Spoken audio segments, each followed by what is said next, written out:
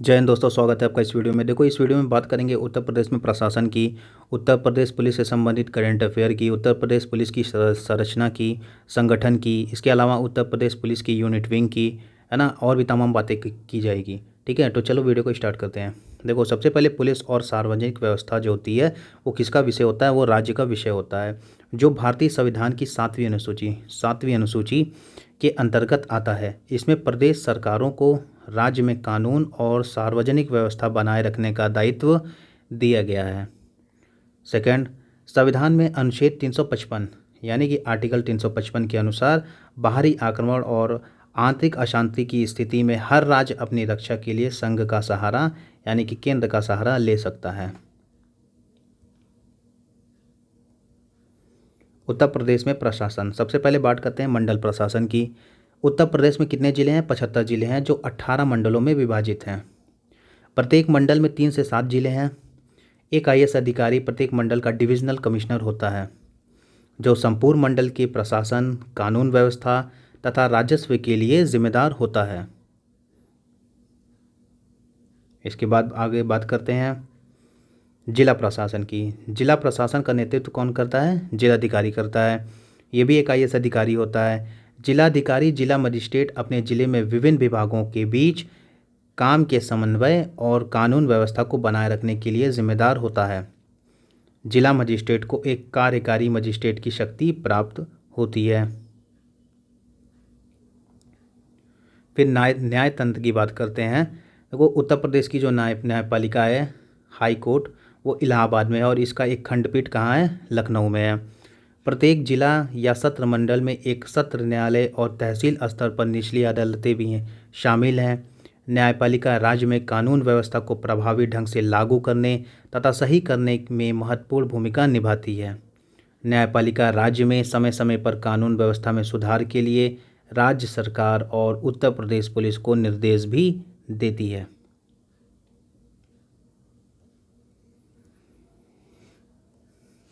अब बात करते हैं उत्तर प्रदेश पुलिस संगठन और संरचना की। देखो, उत्तर प्रदेश केवल देश का नहीं बल्कि दुनिया का सबसे बड़ा एकल पुलिस बल रखने वाला राज्य है। उत्तर प्रदेश पुलिस राज्य में प्राथमिक कानून प्रवर्तन एजेंसी है। ये इंपॉर्टेंट है, इसको आप याद रखिएगा। इसके अलावा उत्तर प्रदेश पुलिस की स्थापना कब हुई थी? 1863 में हुई थी, 1861 के पुलिस अधिनियम के तहत। ये इंपॉर्टेंट है, इसको आप याद रखिएगा।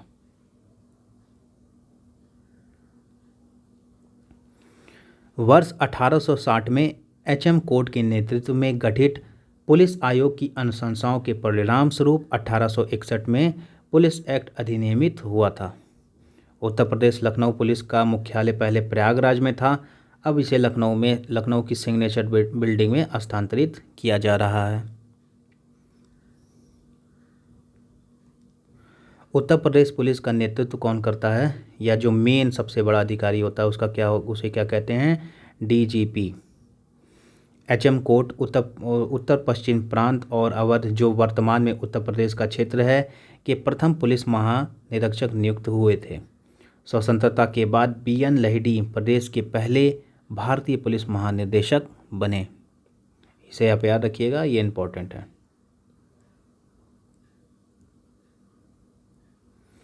राज्य में कानून व्यवस्था को बनाए रखने के लिए राज्य को 8 पुलिस जोन में वर्गीकृत किया गया है, यानी कि बांटा गया है। किस किस जोन में बांटा गया है? आगरा, प्रयागराज, बरेली, गोरखपुर, कानपुर, लखनऊ, मेरठ, वाराणसी। प्रत्येक जोन का नेतृत्व अतिरिक्त पुलिस महानिदेशक यानी कि एडीजी रैंक का अधिकारी करता है। प्रत्येक पुलिस जोन को 2 से 3 पुलिस रेंज में बांटा गया है। देखो, जोन में था, फिर उसके बाद रेंज हो गया, रेंज में गठित किया गया है। प्रत्येक रेंज का नेतृत्व पुलिस महानिरीक्षक यानी कि आईजी या पुलिस उप महानिरीक्षक यानी कि डीआईजी रैंक के अधिकारी द्वारा किया जाता है। प्रत्येक रेंज में लगभग 2 से 4 जिले होते हैं।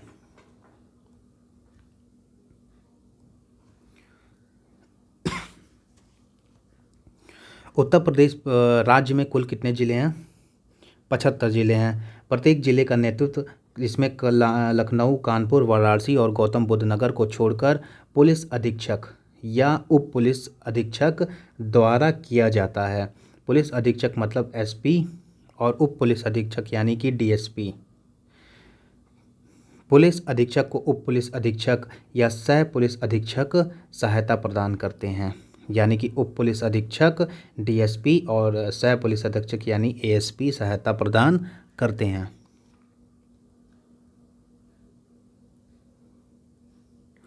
जिले में पुलिस अधीक्षक व उप पुलिस अधीक्षकों की संख्या जिले के आकार, जनसंख्या, पुलिस के कार्य क्षेत्र पर निर्भर करती है। लखनऊ, कानपुर नगर, आगरा, गोरखपुर, वाराणसी, मेरठ, प्रयागराज में पुलिस अधीक्षकों एवं उप पुलिस अधीक्षकों की संख्या अन्य जिलों की तुलना में अधिक है। इन जनपदों में एसएसपी आ जाते हैं, वरिष्ठ पुलिस अधीक्षक यानी कि senior superintendent of police.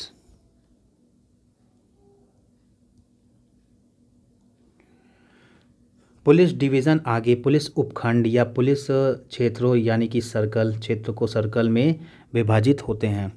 Police circle आमतौर पर उप पुलिस अधीक्षक और सहायक पुलिस अधीक्षक रैंक के अधिकारियों के नेतृत्व में होता है। पुलिस सर्किल उपखंड को नेतृत्व करने वाले अधिकारी को क्या कहते हैं? सीओ कहते हैं। आमतौर पर 2 से 4 पुलिस स्टेशनों पर एक पुलिस सर्कल का गठन किया जाता है। बड़े ज़िले छोटे ज़िले जिस हिसाब से रहते हैं उस हिसाब से होता है। पुलिस स्टेशन के प्रमुख पुलिस अधिकारी यानी कि स्टेशन अधिकारी एसओ कहते हैं, या फिर किसी थाने में स्टेशन हाउस ऑफिसर एसएचओ कहते हैं। कानून व्यवस्था को बनाए रखने में उन्हें सहायता विभिन्न सब इंस्पेक्टर, हेड कांस्टेबल द्वारा सहायता प्रदान इन्हें करते हैं।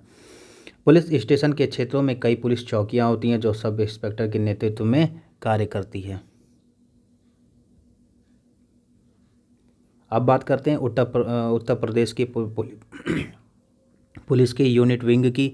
सबसे पहले सीआईडी है, एसीओ है, मानवाधिकार एचआरसी है, आतंकवाद विरोधी दस्ते एटीएस है, खुफिया विभाग आईडी है, विशेष हथियार और रणनीति स्वैट है, ये इंपॉर्टेंट है, विशेष जांच दल एसआईटी है, उत्तर प्रदेश होमगार्ड है, राज्य आपदा प्रतिक्रिया बल है, उत्तर प्रदेश अग्निशमक सेवा है, डायल 112 है, यातायात निर्देशालय है।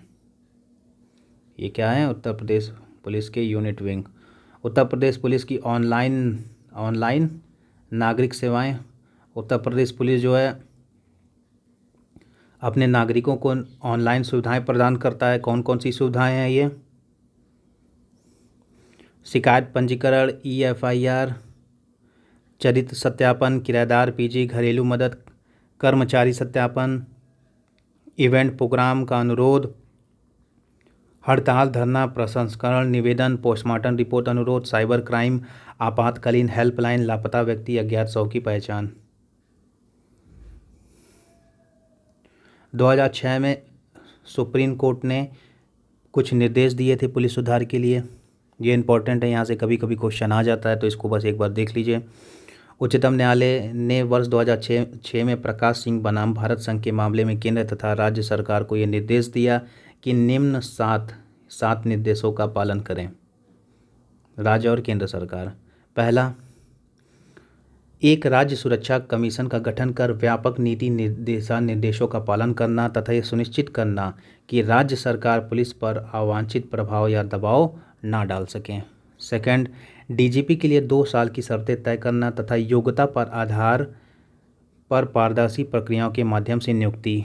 तीसरा, पुलिस अधीक्षकों एवं स्टेशन हाउस अधिकारियों के लिए न्यूनतम 2 वर्ष तक किसी भी एक जिले अथवा पुलिस स्टेशन पर नियुक्ति तय करना। चौथा, पुलिस अधिकारियों के ट्रांसफ़र, पोस्टिंग, प्रमोशन और सेवा संबंधी अन्य मामलों तथा डीएसपी पद के नीचे तथा ऊपर रैंक के अधिकारियों की पोस्टिंग, ट्रांसफ़र सिफारिश करने के लिए पुलिस स्थापना बोर्ड का गठन करना। पाँचवां, पुलिस की अलग जांच तथा कानून व्यवस्था हो। छठवां है राज्य व जिले के लिए पुलिस शिकायत प्राधिकरण का गठन। और सातवां है केंद्रीय पुलिस संगठन के प्रमुख के चयन और नियुक्ति के लिए एक पैनल तैयार करने हेतु केंद्र स्तर पर राष्ट्रीय सुरक्षा आयोग का गठन करना। ये तो सुझाव दिए सुप्रीम कोर्ट ने। उच्चतम न्यायालय के निर्देश के बाद केंद्र सरकार मॉडल पुलिस बिल 2006 लेकर आई। ये केंद्र सरकार ने उसके बाद किया। इसे पूरे राज्य में प्रसारित किया गया। इसमें ये उम्मीद व्यक्त की गई कि राज्य सरकारें वास्तव में मॉडल पुलिस बिल 2006 और उच्चतम न्यायालय के पुलिस सुधारों के निर्देशों से सर्वोत्तम तत्व को लेकर अपने स्वयं के पुलिस कानून को पालन करेगी। हालांकि यह राज्य सरकार की राजनीतिक इच्छा शक्ति की कमी के कारण कभी संभव नहीं हो सका होगा। अब बात करते हैं सबसे इम्पोर्टेंट उत्तर प्रदेश पुलिस से संबंधित करंट अफेयर की। राष्ट्रीय आपदा रिकॉर्ड ब्यूरो NCRB द्वारा हाल में भारत में अपराध शीर्षक से जारी अपनी रिपोर्ट में बताया कि उत्तर प्रदेश में वर्ष 2019 में 2018 की अपेक्षा अपराध के कम मामले दर्ज हुए हैं।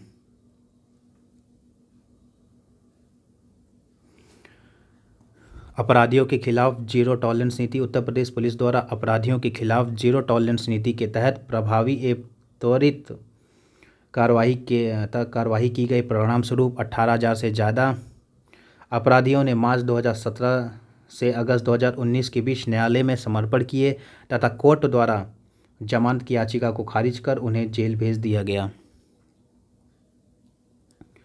इसके अलावा एंटी रोमियो स्क्वाड। महिलाओं एवं लड़कियों से छेड़छाड़ की घटनाओं को कम करने के लिए राज्य सरकार ने एंटी रोमियो स्क्वाड की स्थापना की। वर्ष 2019 के जुलाई महीने में महिलाओं एवं लड़कियों में सुरक्षा की जागरूकता के लिए महिला सम्मान प्रकोष्ठ की स्थापना की गई। इस कार्यक्रम में 30 लाख से अधिक लड़कियों ने हिस्सा लिया। महिला सम्मान प्रकोष्ठ द्वारा राज्य स्तर पर महिलाओं की सुरक्षा के लिए 3 ऑपरेशन, इसको याद रखना, ऑपरेशन मुस्कान और ऑपरेशन आत्मरक्षा और ऑपरेशन विध्वंस संचालित किए गए। राज्य में महिलाओं की सुरक्षा के लिए महिला शक्ति लाइन 1090 को FICCI विशेष पुलिसिंग अवार्ड 2019 में विशेष जूरी अवार्ड से सम्मानित किया गया। आतंकी गतिविधियों एवं अपराधियों के खिलाफ ATS को और अधिक प्रभावी बनाने के लिए विशेष पुलिस ऑपरेशन टीम स्पॉट का गठन किया गया। मोस्ट इम्पॉर्टेंट है ये।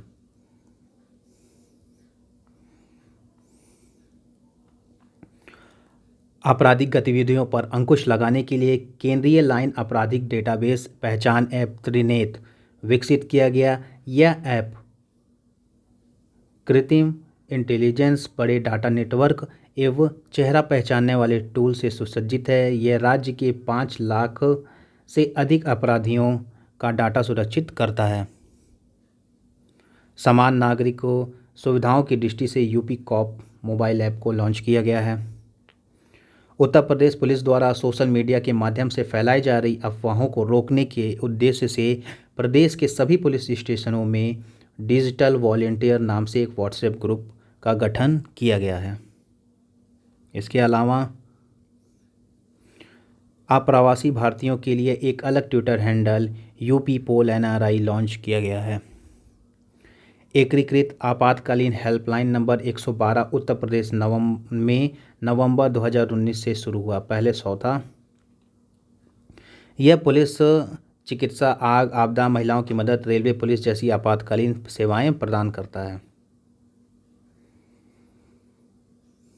देश का पहला केंद्रीय पुलिस विश्वविद्यालय कहाँ स्थापित किया जा रहा है? ग्रेटर नोएडा में केंद्रीय गृह मंत्रालय द्वारा स्थापित किया जा रहा है। राज्य सरकार ने इस विश्वविद्यालय के लिए यमुना एक्सप्रेसवे के पास 100 एकड़ की भूमि आवंटित की है। विश्वविद्यालय पुलिसिंग, आंतरिक सुरक्षा, साइबर अपराध और फॉरेंसिक विज्ञान पर स्नातक और स्नातकोत्तर पाठ्यक्रम प्रदान करेगा। उत्तर प्रदेश सरकार ने 24 नवंबर 2020 को कैबिनेट की बैठक में उत्तर प्रदेश विधि विरुद्ध धर्म परिवर्तन प्रतिषेध अध्यादेश 2020 को मंजूरी दी। इस अध्यादेश के महत्वपूर्ण तथ्य हैं। पहला, शादी के लिए बलपूर्वक या दबाव डालकर अथवा धोखा देकर धर्म परिवर्तन कराने पर 10 वर्ष तक की सज़ा का प्रावधान है।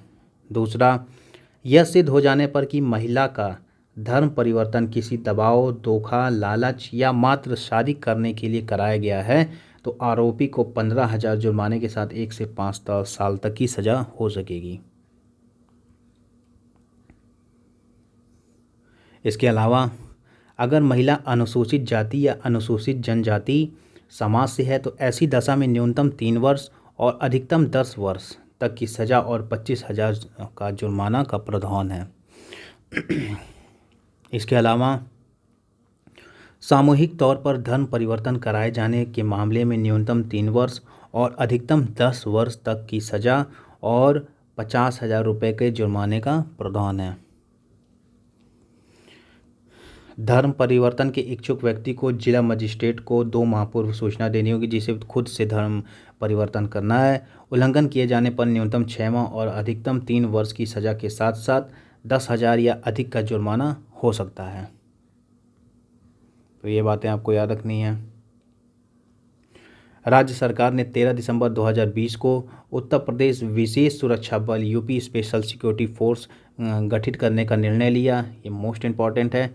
CISF जो CISF है उसकी तर्ज पर उत्तर प्रदेश में UPSSF के गठन का निर्णय लिया गया। यह उच्च न्यायालय, जिला अदालतें, प्रशासनिक कार्यालयों, भवनों, मेट्रो रेल, हवाई अड्डा, बैंक, वित्तीय संस्थानों, शैक्षिक संस्थानों, औद्योगिक इकाइयों को सुरक्षा प्रदान करेगा। इसके अलावा उत्तर प्रदेश में महिलाओं के विरुद्ध अपराधों को रोकने के लिए विशेष अभियान के रूप में मिशन शक्ति की शुरुआत अक्टूबर 2020 में की गई। इस अभियान के पहले चरण में इच्छुक स्वयंसेवी संस्थाओं के संगठनों आदि का सहारा सहयोग लेते हुए महिला सुरक्षा व सशक्तिकरण के संबंध में व्यापक जागरूकता कार्यक्रम का आयोजन पुलिस द्वारा किया गया। इस मिशन के दूसरे चरण में कड़ी कार्रवाइयाँ ऑपरेशन शक्ति के अंतर्गत की जाएगी। और सबसे इम्पोर्टेंट और लास्ट, राज्य सरकार ने 13 जनवरी 2020 को राज्य की राजधानी लखनऊ और आर्थिक राजधानी गौतम बुद्ध नगर नोएडा में पुलिस कमिश्नरी प्रणाली लागू करने की घोषणा की।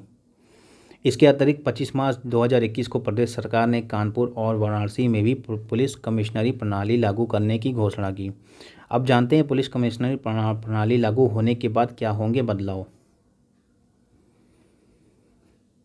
भारतीय पुलिस अधिनियम 1861 के भाग 4 के अंतर्गत जिलाधिकारी यानी कि डिस्ट्रिक्ट मजिस्ट्रेट के पास पुलिस पर नियंत्रण के अधिकार भी होते हैं। DM पद पर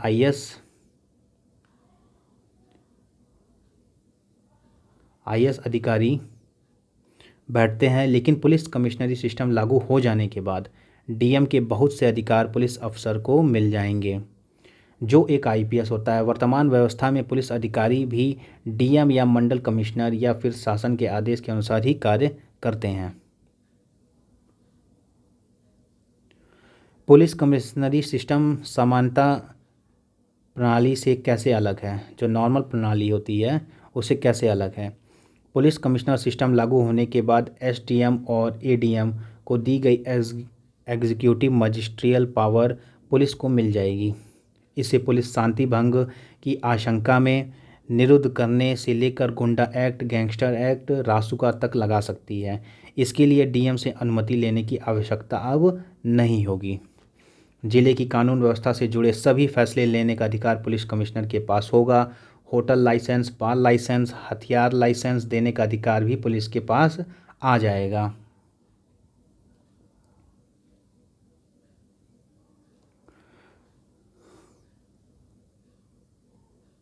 DM और SDM के कई अधिकार पुलिस को मिल जाते हैं। धरना प्रदर्शन की अनुमति देना, ना देना, दंगे के दौरान लाठीचार्ज करना, नहीं करना, कितना बल प्रयोग हो, यह भी पुलिस ही तय कर सकेगी। जमीन की पैमाइश से लेकर जमीन संबंधी विवादों के निस्तारण का अधिकार भी पुलिस को मिल जाएगा।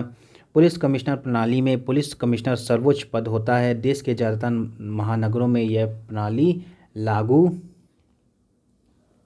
की गई है। CRPC के तहत कई अधिकार इस पद को मजबूत बनाते हैं।